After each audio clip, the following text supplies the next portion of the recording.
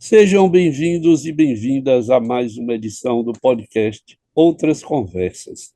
Eu sou Antônio Neri Filho, psiquiatra e professor aposentado da Faculdade de Medicina da Universidade Federal da Bahia.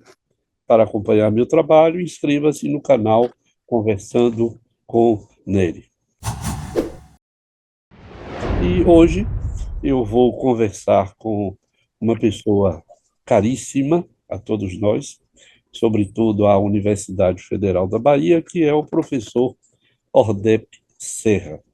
Quando eu liguei para a Ordep e perguntei como é que eu lhe apresento, ele me disse: filho de Xangô, marido de Regina e seu colega da UFBA. Eu aí disse: não é muito.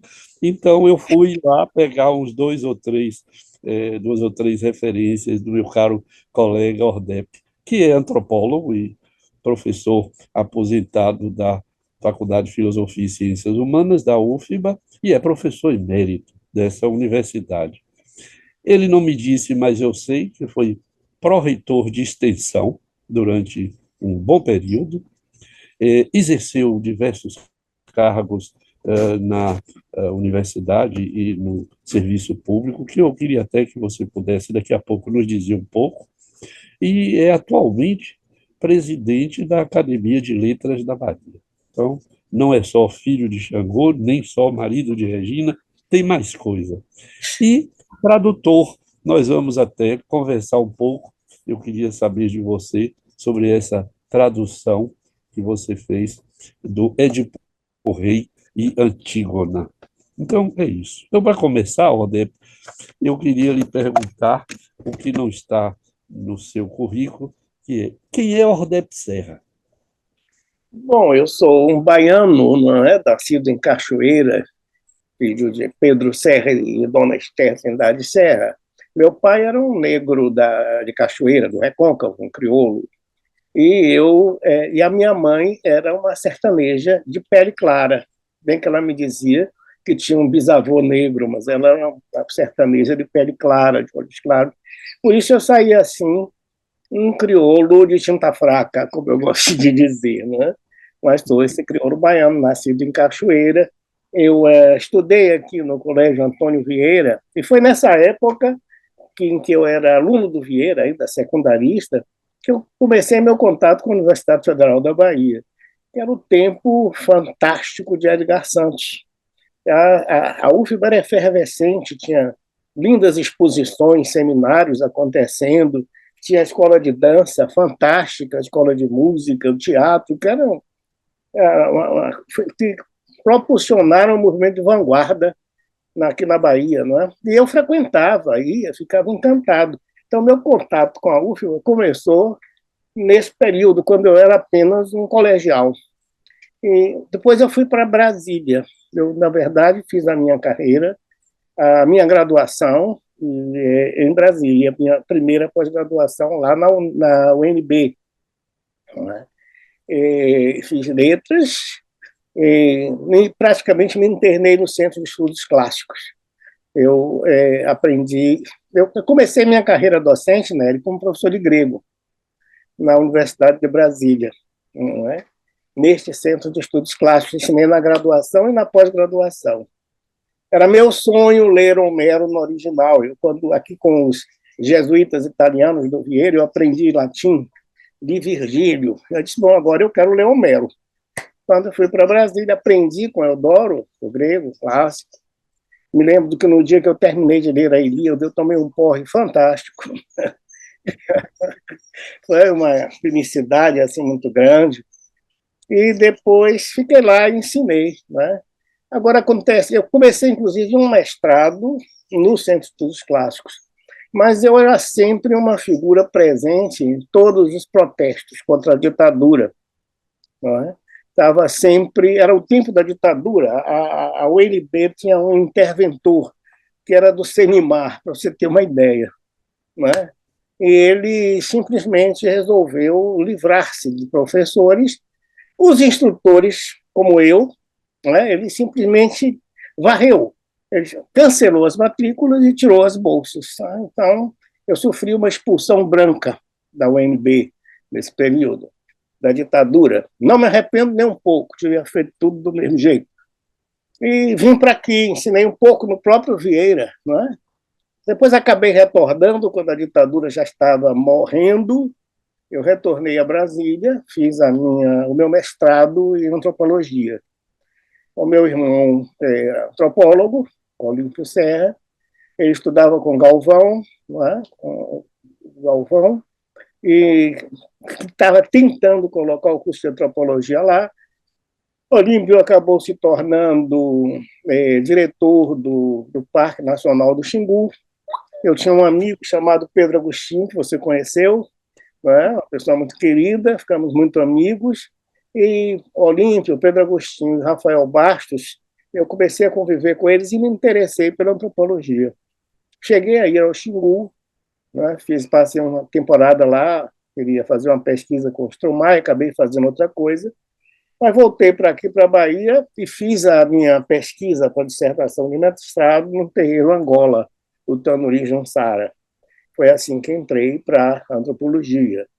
Mais tarde, bem mais tarde, voltei para aqui, para Salvador, e já casado. Nessa época eu estava fazendo a pós-graduação em antropologia na UNB.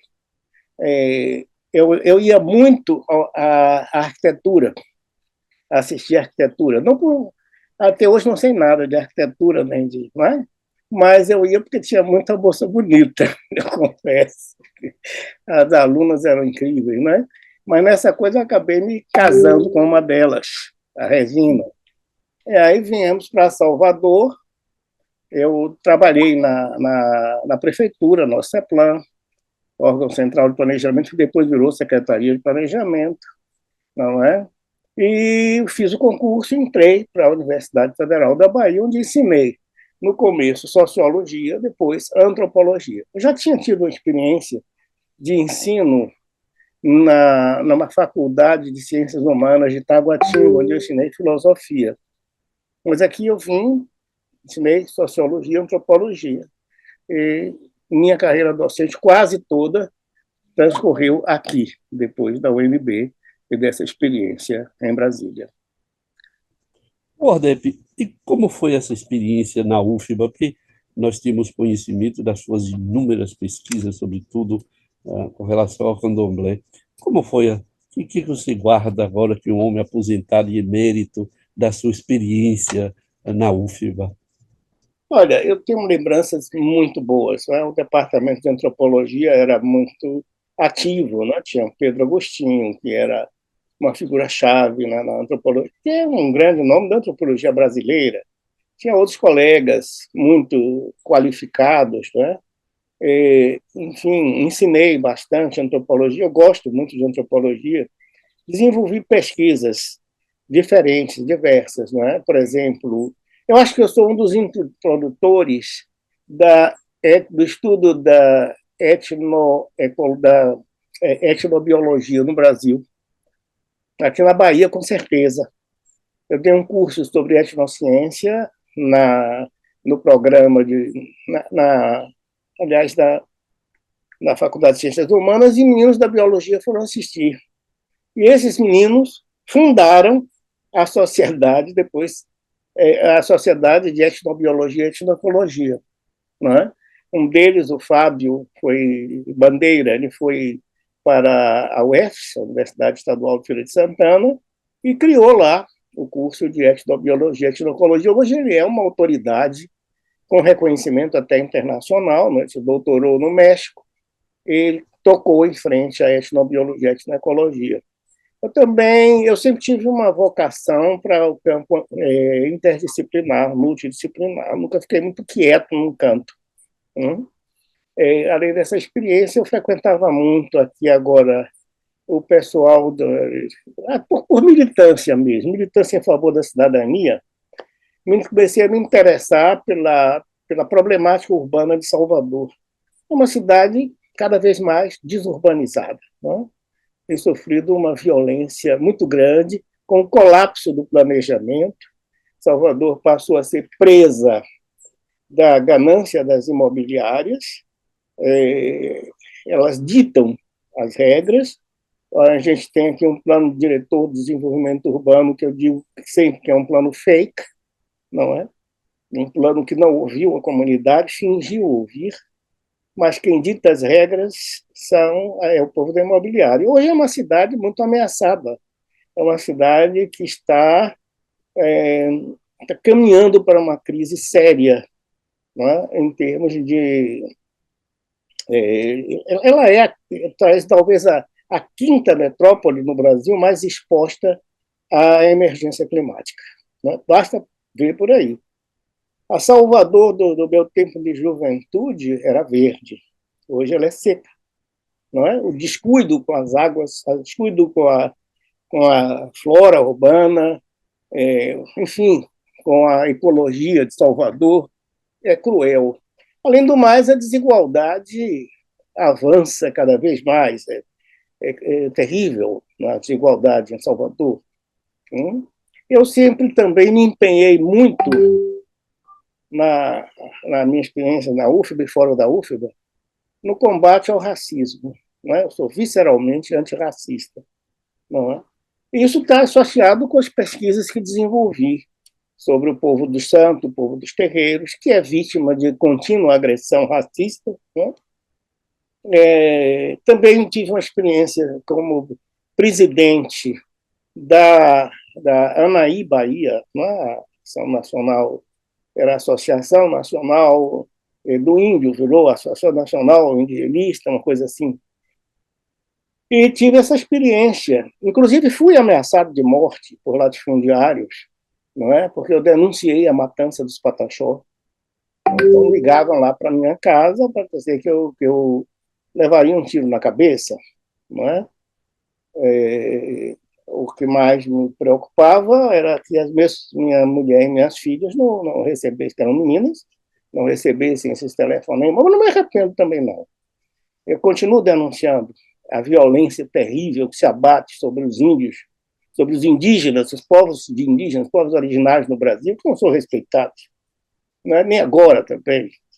Então, eu sempre tive essa prática não só do ensino, da pesquisa na antropologia. Essa pesquisa e esse ensino me comprometeram com os direitos humanos, como aconteceu com você, Nery, não é? A gente se compromete, o profissional sério que lida com questões como aquelas que você encarou de frente, não é? Se compromete, se expõe, não é? E empreende uma luta, não é? A gente é levado à luta antifascista, à luta antirracista, não é? A luta contra a violência que se exerce sobre o povo brasileiro, você conhece muito bem, não é? Então, minha atividade na UFBA foi muito marcada por isso. Eu tive uma trajetória intelectual muito tumultuada, né? Tumultuada, porque eu começo como helenista, sou helenista até hoje. Começo como helenista, estudando os clássicos, com Eudoro de Souza.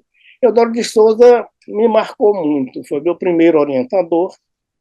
Ele me pôs o vício da leitura filosófica. Eu não passo uma semana sem abrir algum livro de filosofia. Não passo uma semana. É uma coisa que eu devo esse vício a ele. Ele era filósofo, ele era filólogo, conhecia muito da arqueologia do Egeu, do Mediterrâneo Oriental, e era também filósofo. Então, ele me empurrou desse caminho do helenismo, em que eu continuei. Aliás, eu fui fazer o meu doutorado na USP e fiz um estágio em Paris, na École de Hautes Études en Sciences Sociales, no Centre Louis Gernet, que era regido por Pierre Vernant, não é? Vidal Naquet, fui orientando de Vidal Naquet, não é? Entrei nessa coisa. E acabei, no meu doutorado na USP, escrevendo sobre a mítica de Édipo. Né? Traduzi o rei Édipo, escrevi a minha tese de doutorado, que saiu pela editora da UNB, ela se chama O Reinado de Édipo. É um estudo longo sobre a questão de Édipo. Então, eu tenho esse interesse pelo helenismo, pela filosofia, pela antropologia em si, que é A antropologia é muito atraente, né, por um motivo engraçado. Ela é cigana, filha de Exu. Ela não tem domínio próprio. Qual é o domínio da antropologia? Ninguém sabe, você pode perguntar aos antropólogos, vão fingir que tem, mas não tem. Ela é de encruzilhada. O antropólogo se interessa por encruzilhada. Encruzilhada entre culturas, entre linguagens, entre sociedades. Então, ela é uma cigana, filha de Exu, invade as terras dos outros, né? Território dos outros, invade o território da sociologia, da economia, do direito, das ciências da saúde. Né? Enfim, a gente inventa, olha, vamos fazer antropologia da saúde. O que é? É um projeto de invasão na sua área. Não é? Então, ela é assim, por isso que ela me agrada. Né? Ela é errática, assim, nesse sentido. Ela não tem domínio próprio. Ela é sem terra, não é? Ela é uma sem terra no domínio das ciências sociais. Né? E ela acabou fazendo uma descoberta muito engraçada. A história da antropologia é muito engraçada, porque ela começa no meio dos povos colonizadores, não é? E depois ela vai girando o jogo. Ela começa a denunciar o etnocentrismo de todo mundo, e depois ela descobre que ela é etnocêntrica. Tem que fazer autocrítica. Hoje em dia, inclusive, ela está muito mais interessante, Nery, porque, repare, no começo, quem eram os antropólogos? Era o pessoal da Europa, europeus, principalmente ingleses, franceses, né? Alguns alemães, e americanos, os euro-americanos e os europeus. Hoje, as maiores sociedades de antropologia do mundo são do Brasil e do Japão, por exemplo. Hoje você tem antropólogos negros estudando o mundo branco. Você tem antropólogos indígenas, nos Estados Unidos e aqui. Você tem, enfim, aqueles...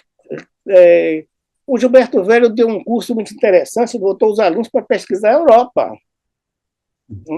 Inverteu o jogo. Enfim, essa descoberta que a gente fez de que a nossa disciplina é etnocêntrica, que a gente vivia acusando todo mundo de etnocentrismo, foi muito salutar. E o jogo virou. Ela se passou para o lado, não é, das antigas colônias, de certo modo. Ficou subversiva. E como eu tenho uma tendência subversiva, não é? Me agradei da senhora antropologia por essa razão. Mas sempre isso, procurando esse gosto dela. Eu peguei esse gosto dela pelas encruzilhadas. Eu também. No sentido de que, quando eu crio o CETAD em 85, para cuidar dos nossos filhos e filhas que usavam produtos psicoativos ilícitos, eu me dirigi para a antropologia e um pouco para a sociologia. Geis veio trabalhar conosco no CETAD, né? E eu acabei fazendo um doutorado em sociologia com o nosso querido François Laplantine, que você acabou propondo o título de doutor honoris causa para ele, através do movimento que lembro. no Brasil. De modo que eu não posso dizer antropólogo, mas a antropologia sempre me atraiu. Então, eu sou um falso antropólogo, eu digo a todo mundo É um isso. real antropólogo. Você tem a gana do antropólogo, né? Isso é que é o fundamental. Não é o título formal, é o espírito. Você tem esse espírito de gostar de encruzilhada, de olhar as coisas de diferentes maneiras. Não é? Então, eu acho que você é um antropólogo, sim. Não por acaso você é amigo como eu de Laplantine, não é? Uma coisa. Você acha que a universidade poderia interferir melhor? Eu estou voltando um pouco ao que você disse sobre Salvador, que é a cidade que eu adotei há 65 anos atrás. Você acha que a universidade poderia interferir melhor, ou de algum modo, nesse desastre que você indica ocorre com a cidade do Salvador? Sim, eu acho que sim. É engraçado, nós temos bons urbanistas aqui na Bahia, na Universidade Federal da Bahia, por exemplo. O problema é que eles não são ouvidos, não é? Não são ouvidos. Mas é preciso haver um movimento, a gente precisa entrar para o movimento social, não é? Participar dos movimentos sociais e participar da luta por cidadania. Não é? Esse caos urbano de Salvador pode acabar numa crise terrível. Não é? Olha, estou com 82 anos, eu penso muito naquelas pessoas que eu não vou conhecer, que eu não vou ver, aqueles que vêm aí pela frente, os pósteros. Todo homem decente pensa naqueles que não vai conhecer, pensa nos pósteros. Salvador está muito ameaçada, né? Ameaçada, inclusive, de sucumbir à fome e à sede. A crise ecológica está levando para isso. Repare bem, se acontecer realmente isso que está se projetando de entregar a Serra da Chapadinha para a mineração, o Rio Paraguaçu pode secar. A nascente do Paraguaçu, os afluentes principais dele podem ser ressequidos. Salvador, ela bebe a água do Paraguaçu. Ela não precisava disso antes, né? Não precisava. A gente pegou um rio do semiárido e trouxe para cá, quando a gente tinha excelentes bacias de águas aqui, só que a gente acabou está acabando com todas elas. Então, a gente tem uma ameaça de sede. A miséria de Salvador é muito grande. Salvador, como eu disse uma vez a um meu orientando que veio da Universidade de Duke, ficou a meus cuidados aqui, é uma cidade mascarada. Ela tem uma máscara bonita, muito bonita, não é? Que é essa franja em que nós vivemos. Não é?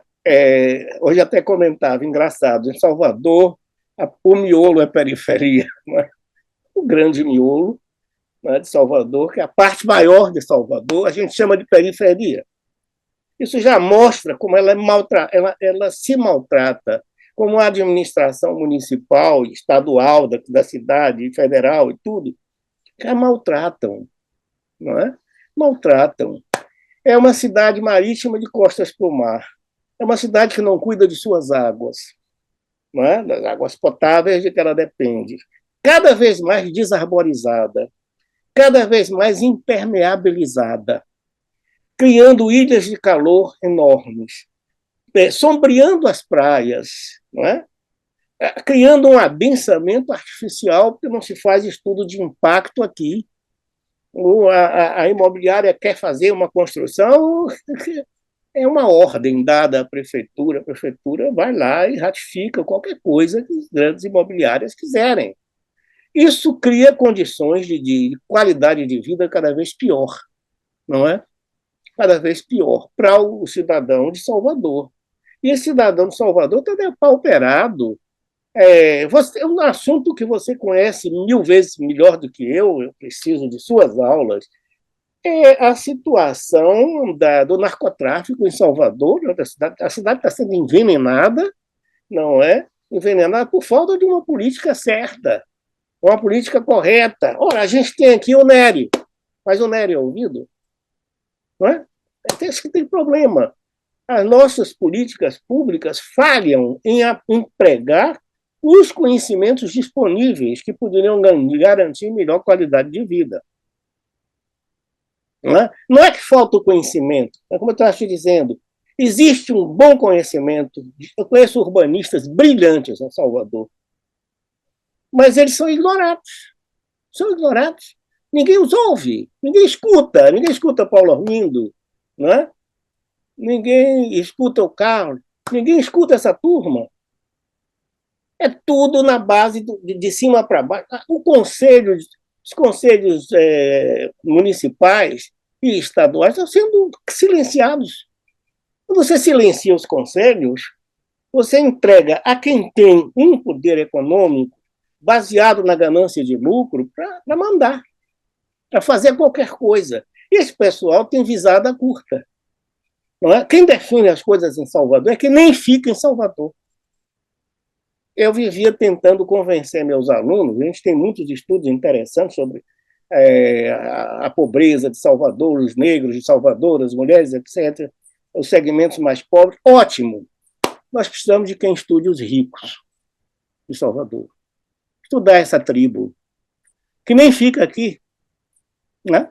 Ou fica muito pouco tempo aqui, e define a vida de todo mundo.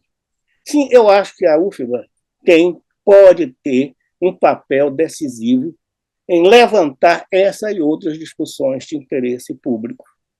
A UFBA é brilhante, eu tenho uma paixão pela UFBA, porque, repare bem, ela é uma criança, não é? Você comparar com a história das outras universidades, ela nasceu outro dia, é uma menina prodígio, que, contra todas as adversidades, estrangulada em termos financeiros, né? Cada vez mais se corta as verbas de que ela precisa. Mesmo assim, ela consegue ser brilhante, não é? Ela consegue produzir avanços. Eu acho que ela tem que comprar essa briga pela cidadania de forma decidida, não é? E se empenhar nisso, como você, por exemplo, se empenha. Você é um exemplo, Nery. Você é um exemplo de como devem atuar os professores, porque você, além de ensinar e de pesquisar, como pouca gente, com tanta competência como poucos, você se mobiliza, você vai a campo, você mostra a terrível realidade das condições de saúde de Salvador, interfere, não é? Então, a gente precisa do seu exemplo. Não é? Eu também participei do ISC, né, do Instituto de Saúde Coletiva, com o Naumar, acabei dando aulas lá de metodologia de ciências sociais, ensinando a turma a fazer etnografia, essas coisas. Né? O ISC é brilhante e precisa ser fortalecido. Né? Então, a gente tem máquinas pensantes boas, só que elas estão barradas. Né? A gente tem que brigar por espaço, Nery. Brigar para ser ouvidos. Brigar para mostrar, olha, isso vai dar errado. Né? Essas coisas vão dar errado. E quem vai pagar o pato é a geração que vem. Já está endividada. Agora, como é que a gente compreende que numa cidade que tem, segundo dizem, 85% de pretos e pretas, e a gente não toma essa cidade de assalto? Pois é, temos que tomar decisão, porque, repare, os pretos e pretas estão vivendo uma situação cada vez mais difícil. Né? Eles estão na miséria, uma grande parte dessa turma está na miséria, na pobreza extrema, tem fome, tem muita gente com fome, dessa negrada. Não é? Outros estão outros estão lutando o tempo inteiro para sobreviver e outros estão sob o impacto de uma desinformação calamitosa. A desinformação, eu estava vendo outro dia, não me lembro quem foi que dizia isso, é pior do que não informação. A desinformação é a propagação da mentira, a propagação de ideias falsas. Essas pessoas são sujeitas à desinformação, sei lá, imensa, né? Catadupas de desinformação, e são, inclusive, são objeto de uma educação racista. Nossos negros e negras são objeto de uma educação racista e machista. Todos nós fomos, né? Todos nós fomos, na nossa geração. A minha educação foi racista e machista. A gente tem um trabalho muito grande de se deseducar, né? Quer dizer, de perder aquela coisa. Né? Quem tem essa oportunidade põe as mãos para cima. Né? Poucos têm a oportunidade de varrer o lixo que foi derramado, né, na gente, de preconceitos, de tudo, de atitudes equívocas, etc. Mas muita gente não tem. E aí eu acho que a gente tem que fazer um investimento muito sério na educação, nessa linha de passar espírito crítico e mostrar a boçalidade dos preconceitos. Infelizmente, nossos negros e negras, em grande parte, ainda estão seduzidos pelo ideal do branqueamento, que lhes é passado, não é? Passado como se fosse a saída para a melhoria de vida, não é? Eles Acho, acreditam. o senhor É, acha que os negros e negras estão, os pretos e pretas, como eu gosto de dizer, estão saindo um pouco desse lugar do então, antigo, assumindo o seu lugar de estão preto? sim, verdade. Talvez eu tenha descrito as coisas de modo muito negativo. Minha mulher costuma dizer que qualquer coisa de mais positivo, de mais forte e criativo no Brasil virá dessa gente, virá do povão. Porque Uhum. a nossa classe média, com raras exceções, é muito burra, retrógrada. Ela está mais alienada do que qualquer um. A nossa classe média quer se identificar com um segmento que a despreza e ignora, que é dos ricos. Ela sonha em ficar do lado dos ricos, só que ela é desprezada, Está muito mais, humilhada. está muito mais próximo dos É, pobres, dos ricos, mas ela é.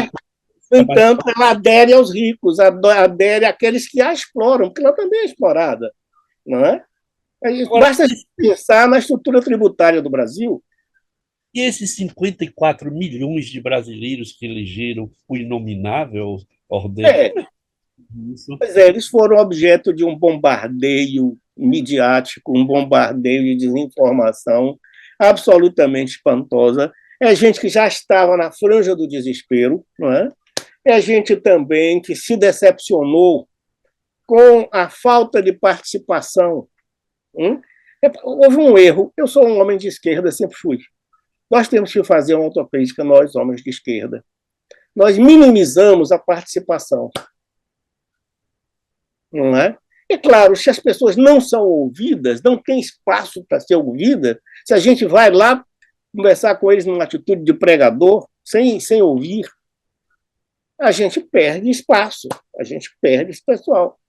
Repare, eles também foram objeto de uma ação de propaganda fantástica, né? Vinda programada e bem pensada. Se lembra do relatório Rockefeller?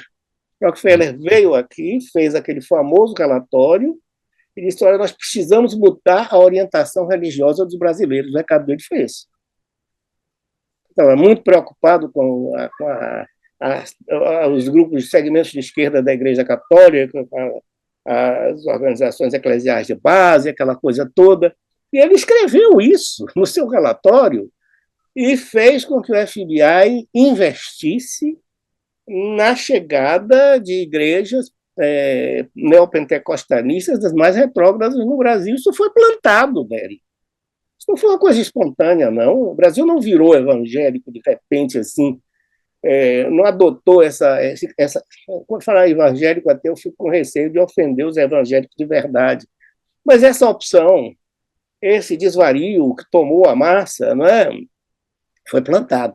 Em grande medida foi plantado. Não é? Encontrou solo fértil, porque é uma rede.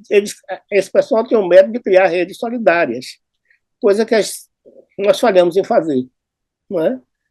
Então, esse pessoal vive sob um bombardeio terrível de desinformação, com o emprego da linguagem religiosa, da linguagem moralista, não é? Com esse cultivo de esperanças etéreas, enfim, hein?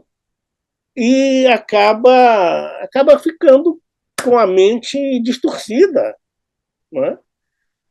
Um trabalho de desinformação e alienação terrível, pavoroso. E, não é? Enfim, essa é isso está acontecendo no mundo inteiro, não é só no Brasil. Né? O É isso fascismo está progredindo. é isso que eu ia colocar para você. Como é que você vê o mundo?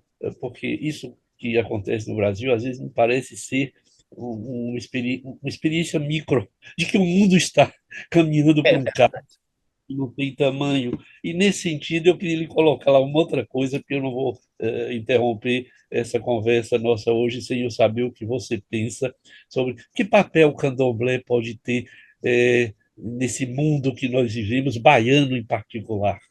Certo, certo. Bom, vamos começar por aí. O candomblé é, um- é uma organização popular muito forte. Ela é tão forte que ela resiste a agressões contínuas desde o tempo da escravidão, o pessoal conseguiu criar essas instituições que sobreviveram às piores formas de repressão, repressão policial, repressão por parte do Estado, não é? E agora são objeto de um ataque constante, não é? Desse racismo religioso, inclusive do mundo do crime, não é? Houve uma aliança entre é, religiosos fundamentalistas, evangélicos fundamentalistas e o crime organizado. Não é? Isso é mais sensível no Rio de Janeiro. É uma coisa mais sensível, mas é muito brutal lá no Rio de Janeiro. Mas aqui também acontece isso. Não é? Então, o candomblé tem essa força. Essa força, as pessoas conseguiram conservar uma memória preciosa dentro dos terreiros. Quem é que sabe um pouco de suas origens no meio de toda a nossa massa negra? É o povo que está ligado aos terreiros. Os terreiros passaram um legado cultural, passaram a ideia de uma memória, não é? Enfim, e conseguiram manter isso em condições muito difíceis. Mas as coisas estão cada vez mais difíceis para eles. Pelo seguinte, porque eles continuam a ser hostilizados, agora pelos fundamentalistas, pelos racistas religiosos, e a cidade está se tornando hostil a eles. Olha, terreiro é um tipo de assentamento urbano que tem um modelo ideal. Você tem um terreiro, você precisa de árvores, você precisa de ter uma mancha verde, não é? Onde é que você vai coletar as folhas de que é necessárias para os rituais ou para a terapia que o pessoal dos terreiros faz, não é? Hoje está cada vez mais difícil, porque Salvador está desarborizada, Salvador quase não tem faixas verdes, tem muito poucas, e nessas poucas é difícil entrar, entende? Então, as fontes, não é? Onde estão as fontes, que eram tantas em Salvador, não é? Então, a cidade, que já teve uma organização quase urbana, ela sofreu uma urbanização perversa e ela tornou os terreiros vítimas fáceis para a especulação urbana.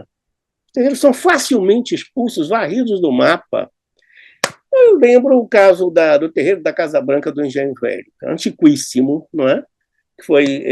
Eu lidei muito com esse assunto, o terreiro da Casa Branca do Engenho Velho. Ele deu origem ao Gantuá, ao Pofonjá, a centenas de terreiros no Brasil inteiro, não só na Bahia, no Brasil inteiro. Tem uma história riquíssima.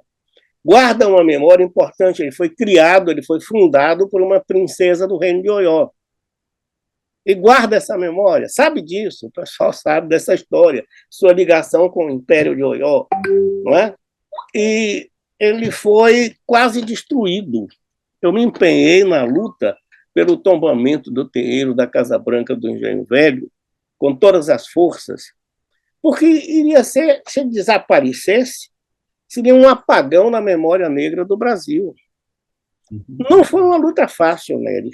Uma luta muito difícil. Eu me lembro de uma reunião, eu estava falando disso outro dia, em que a gente fez um dossiê desse tamanho para mostrar a importância do terreiro do Engenho Velho, os méritos dele como patrimônio histórico do Brasil.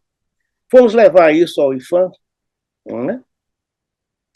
Foi uma campanha liderada, na verdade, também por meu irmão, ele que teve a ideia de.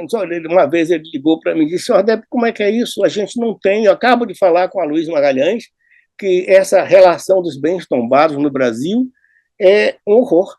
Só tem bens da elite branca tombados.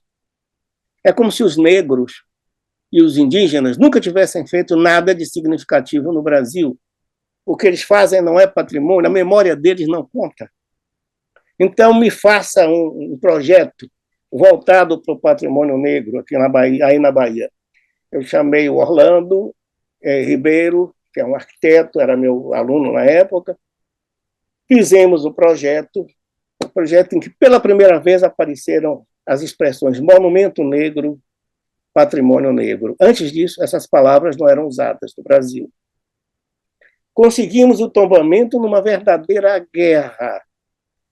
Eu me lembro dessa reunião de que eu estava te falando, foi no IFAM, no Rio. O pessoal do IFAM estava escandalizado com a ideia de tombar um terreiro, achando que aquilo era um absurdo, uma loucura e até uma humilhação para o IFAM, tombar um terreiro de candomblé. O terreiro foi tombado, esse foi o primeiro monumento negro reconhecido como patrimônio cultural e histórico num país das Américas. Foi tombado por um voto, pelo voto de Minerva do presidente do Conselho, que era o diretor do IFAM na época, Marcos Vilaça. Hoje, o segundo foi o Fonjai, já foi aprovado por unanimidade. Mudou a mentalidade um pouquinho. Você vê, essa história não era considerada história. Não é? O Estado brasileiro não queria considerar que negro tem história e que a história do Brasil é feita por negros também. Não é? E, quem sabe, até principalmente. Não é? Então, esse racismo entranhado, essa mentalidade escravista ainda dominante, barreiras terríveis, e os terreiros sofrem com isso. Eles estão expostos ao ataque das imobiliárias, eles estão desaparecendo do centro, estão empurrados cada vez mais longe. Aliás, a história urbana de Salvador é uma história de expulsões. Os negros são empurrados para fora, para longe. Você, com certeza, se lembra da Feira de Água de Meninos, incendiada de propósito, para limpar, para higienizar aquela área. Não é?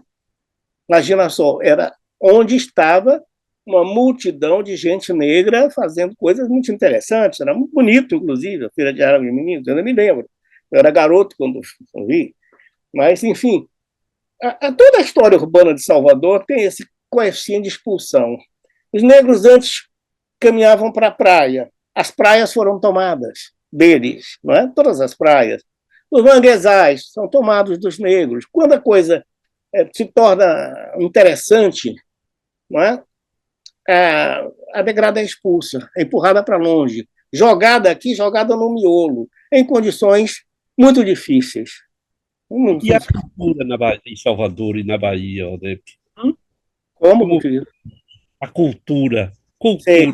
Bahia e em Salvador em particular, como é que você vê hoje?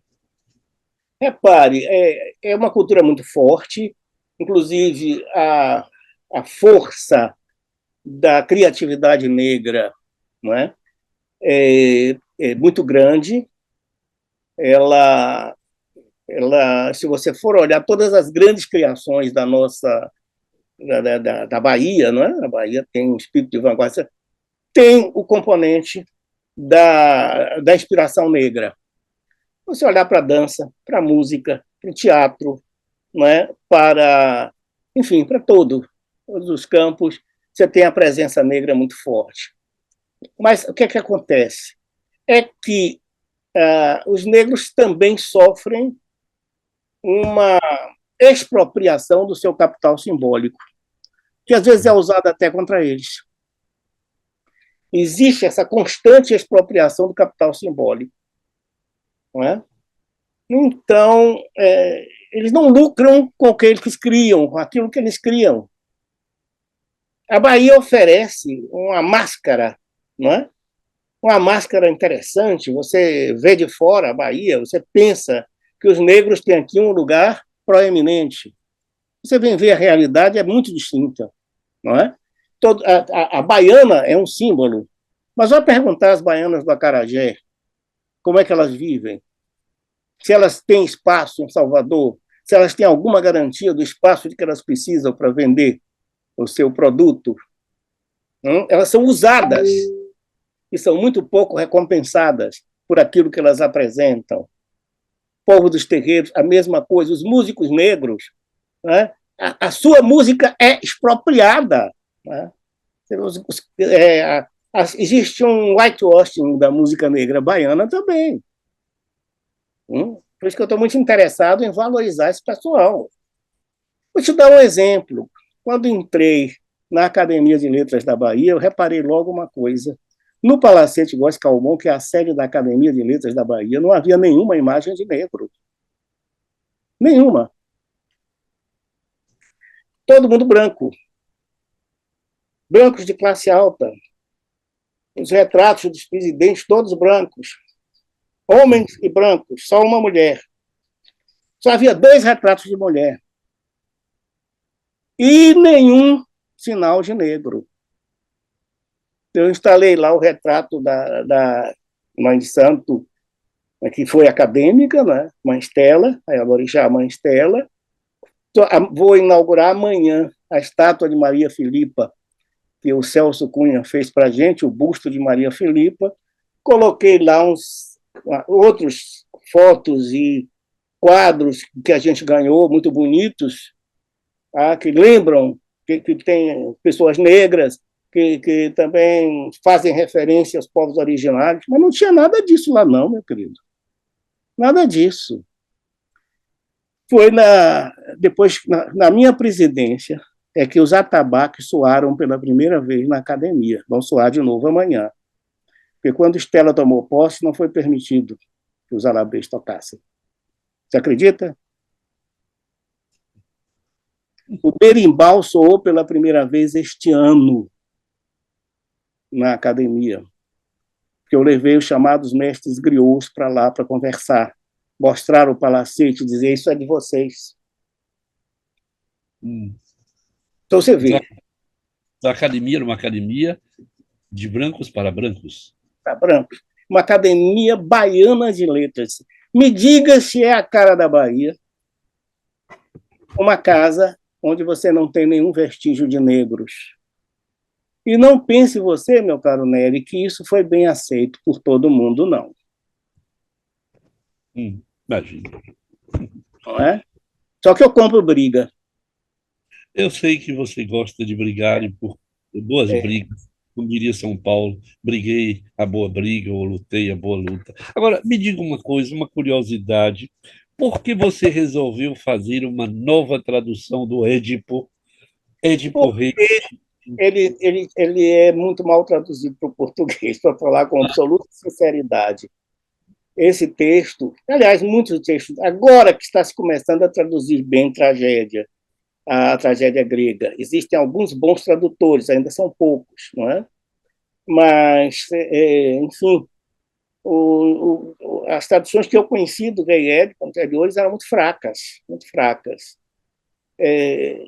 Na verdade, traduzir Sófocles não é nada fácil, não é? Ele tem uma densidade extraordinária. Ele, com poucas palavras, ele diz dezenas de coisas de uma vez. Então é muito difícil. Agora, as traduções anteriores não deixam a amostras, de qualquer modo, a história do Édipo Rei? Essa história tem muitas camadas. E se você não faz uma boa tradução, muitas camadas se perdem, entende? Na própria linguagem. Por exemplo, Sófocles fala do incesto de maneiras muito sutis. Mesmo porque não existe a palavra incesto no grego antigo. Não existia. Todo o discurso sobre o incesto é feito com circunlóquios, com termos sutis, porque não se falava. O incesto era categorizado como uma impureza que não estava limitada ao campo sexual, não é? E, por exemplo, o suicídio, não tem palavra para suicídio no grego clássico. Sabe qual é a palavra para suicídio no grego clássico? A mesma palavra para parricídio. Você, quando se mata, você destrói o sangue do seu pai. Entende? Então, essas sutilezas da língua grega precisam ser muito bem pensadas, muito bem consideradas. E uma tradução do Rei Édipo, é que eu não gosto dessa minha tradução porque não deixaram eu publicar os comentários. Eu publiquei os comentários à parte, né? Em estudos saíram pela Academia Edu e por outros veículos aí, não é? Enfim, tem vários ensaios. Agora eu vou retornar. Agora eu vou traduzir o Édipo em Colono e dessa vez eu vou fazer a edição com comentários, né? Eu recentemente traduzi as Bacantes de Eurípides. Não estou me gabando, meu querido. É a tradução mais completa para a língua portuguesa, porque todas as traduções anteriores que eu li em português falta um pedaço. Isso Falta é um muito pedaço. interessante. Eu acho, Ordep, que daqui a um tempo, não sei se aí na primeira quinzena do ano que vem, eu vou lhe convidar, espero que você aceite, mas que a nossa conversa se centrasse no mito grego. Ah, certo. Com prazer. Eu adoraria, porque eu acho que muita gente precisa compreender isso que se tornou tão banal em falar em complexo de Édipo. Virou É, uma coisa tão simples, mas quando é. você vê a história, quando você vê a trajetória de Édipo e o que aconteceu, e depois Édipo em Colono e Antígona, eu acho que as pessoas precisam conhecer um pouco melhor. Então, eu vou lhe propor, para Tá encerrar esse certo. Eu estou às suas ordens. conversemos sobre o mito. Eu não diria simplificar o mito, ele é insimplificável, se existe essa palavra, mas eu gostaria muito de conversar com você sobre o mito, porque eu acho que tudo está lá, no É, mito. certeza. No mito, o que a gente não encontra em nenhum outro lugar. E aí, É. Rodep, eu queria, para agradecer essa conversa nossa, que eu estou vendo aqui já dura os bons 50 minutos, eu queria dedicar uma pequena poesia de Conceição Evaristo, Diga, meu querido. Que uma bom. mulher interessante para se ler. E eu sempre procuro uma poesia para oferecer à pessoa com quem eu conversei. E lendo Conceição, ela escreveu o seguinte: A roda dos não ausentes, o nada e o não, ausência alguma, borda em mim o empecilho. Há tempos treino o equilíbrio sobre esse alquebrado corpo e, se inteira fui, cada pedaço que guardo de mim tem na memória o anelar de outros pedaços e da história que me resta estilhaçados sons esculpem partes de uma música inteira. A nossa roda gira, gira, em que os de ontem, os de hoje e os de amanhã se reconhecem nos pedaços uns dos outros, inteiros. Eu acho que essa poesia tem a ver com a nossa conversa. E eu queria lhe agradecer muito Eu que a agradeço, meu querido. Foi ótimo conversar generosidade com dessa você. conversa. E em terminar com poesia, ainda melhor. Tá bom. Obrigadinho. Às suas Fica, ordens.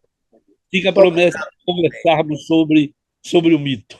certo, certo. Suas ordens. Se Tá. você gostou dessa conversa, dê um like, comente, diga o que achou da nossa conversa e se inscreva no meu canal Conversando com ele. Até a próxima conversa. Tchau, Obrigado. querido. Obrigado.